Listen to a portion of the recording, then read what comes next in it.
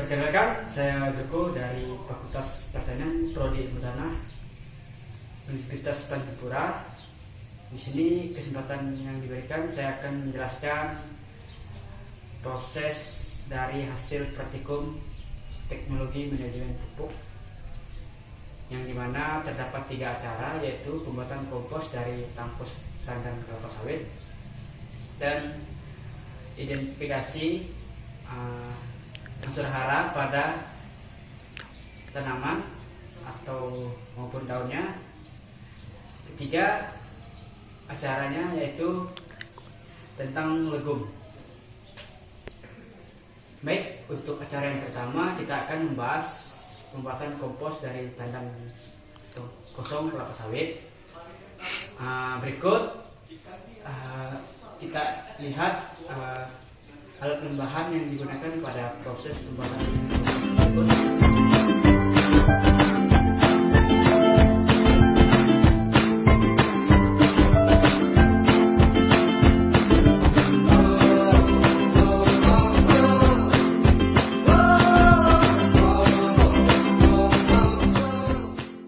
Baik, setelah kita memperlihatkan alat dan bahannya, saat ini saya akan menjelaskan tahapan-tahapan yang akan dilakukan pada pembuatan kompos tangkos kelapa sawit.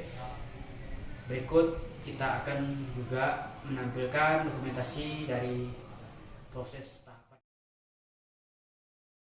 Timbang bahan utama pembuatan pupuk organik sebanyak kurang lebih 5 kg per masing-masing perlakuan.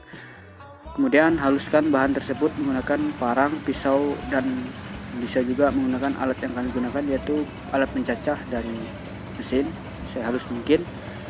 Kemudian timbang pupuk kandang kurang lebih 1 kg per masing-masing perlakuan, dan timbang juga kapur dolomit kurang lebih 50 gram per masing-masing perlakuan. Setelah itu campurkan E4 dengan air dan gula lebih dari 200 ml air per untuk semua perlakuan. Kemudian setelah itu kita campurkan bahan-bahan yang telah ditimbang sebelumnya menjadi satu dan diaduk sampai merata. Siram bahan menggunakan air yang sudah dicampur tersebut. Masing-masing perlakuan berbeda takaran, yaitu dimana P0 tidak ada perlakuan E4, kemudian P1 10 ml perlakuan P4 nya, dan seterusnya. Aduk kembali sampai merata. Setelah itu masukkan bahan tadi ke dalam kantong plastik atau karung yang telah disiapkan sebelumnya. Biarkan lebih dari 15 menit. Setelah itu lakukan pengukuran suhu, pH, dan berat kompos setiap 1 minggu sekali bersamaan dengan pengadukan. Untuk itu kita melakukan pengadukan 2 kali dalam seminggu, dan pengukuran pH, suhu, dan berat kompos tersebut seminggu sekali. Baik, berikut adalah data dari hasil kegiatan praktikum TMP, yang mana di sini terdapat data pH kompos, yang dimana pH yang rendah adalah terdapat pada P2, sedangkan yang paling tertinggi adalah P0. Baik, selanjutnya data pada kadar air kompos, yang terendah adalah P2 juga. Dan kemudian selanjutnya data pada kandungan bahan organik dan C organik, yang terendah terdapat pada P3, sehingga semua perlakuan sudah dirata-ratakan. Kita akan menentukan yang mana cocok untuk kriteria kompos. Baik, dari hasil data semua, kriteria yang baik sebagai kompos adalah pada P2, di mana pH-nya setelah dirata-ratakan menghasilkan pH yang rendah dari yang lain, dan kadar airnya juga termasuk kadar air rendah.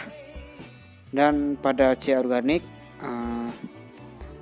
cuma berbeda berapa angka dari P3, sehingga yang kita peroleh yang baik untuk kompos adalah pada P3. Baik, untuk yang cara yang kedua kita akan menjelaskan diferensiasi unsur hara, di mana unsur hara terdapat dua jenis, yaitu unsur hara makroesensial dan unsur hara mikroesensial, di mana unsur hara makroesensial terdapat meliputi nitrogen, fosfor, kalium, belerang, kalsium, dan magnesium yang masing-masing menyusun kurang lebih 0,1% bagian tanaman. Sedangkan untuk unsur hara mikroesensial meliputi boron, besi, pangan, tembaga, seng, molybdenum, dan klorin. Berikut gejala defisiensi pada unsur hara. Pada defisiensi N, nitrogen, tajuk tanaman tetap hijau tetapi kedaunan tua, menguning, kemudian mengering dan berwarna coklat muda. Sedangkan pada defisiensi P ditandai dengan tajuk yang berwarna hijau gelap dan seringkali membentuk warna merah atau ungu. Pada defisiensi Mg terjadi klorosis ujung dan tepi daun, menggulung, dan kadangkala daun ini menguning atau memerah atau lembayung kemerahan pada kapas yang kemudian coklat dan akhirnya mengkrotik. Pada defisiensi K dan Zn juga terjadi klorosis tetapi terdapat bercak jaringan yang mati. Jika bercak ini kecil dan terletak pada bagian tepi atau ujung daun dan antara tulang daun, maka ini merupakan tanda defisiensi K. Sedangkan jika bercak ini tersebar meluas hingga ke tulangan daun, maka ini adalah tanda defisiensi Zn. Baik, sekian dari penjelasan untuk acara yang kedua. Baik, untuk acara ketiga kita akan membahas tentang legum, di mana legum adalah jenis tanaman hijauan yang dapat digunakan sebagai sumber pakan hijauan ternak herbivora. Merupakan tanaman dikotil, umumnya mengandung protein yang tinggi dan dibanding dengan rumput. Daun tanaman legum mempunyai kandungan dinding sel sedikit yang merupakan jaringan mesofil yang tidak berligin, sehingga proporsi tanaman legum yang dapat dicerna oleh hewan.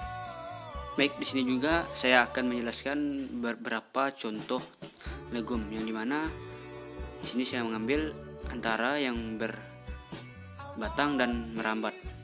Contoh yang merambat ialah tanaman turi, merupakan pohon kecil dengan tingginya mulai dari 8-15 meter. Kulit luar berwarna kelabu hingga kecoklatan, tidak rata dengan alur membujur dan melintang, tidak aturan, lapisan gabus yang mudah terkelupas. Termasuk pada kingdom Plantae, famili Leguminaceae. Ini merupakan tanaman legum merambat. Sedangkan untuk contoh tanaman legum berbatang ialah tanaman gamal, yang dimana ciri-ciri daunnya menyirip dengan bentuk daun yang oval, satu daun dengan daun yang lain saling berhadapan dengan panjang 4-17 cm. Tinggi sendiri batangnya mencapai 2-15 meter dengan diameter batang 5-30 cm. Dan tanaman legum ini juga berbuah yang dimana buahnya merupakan polong berwarna hijau dan kuning kecoklatan saat memasuki tua. Tanaman ini juga digunakan sebagai masyarakat lokal untuk pakan ternak dan tunjar-tunjar pada tanaman yang merambat. Baik, sekian contoh-contoh legum yang bisa dijelaskan.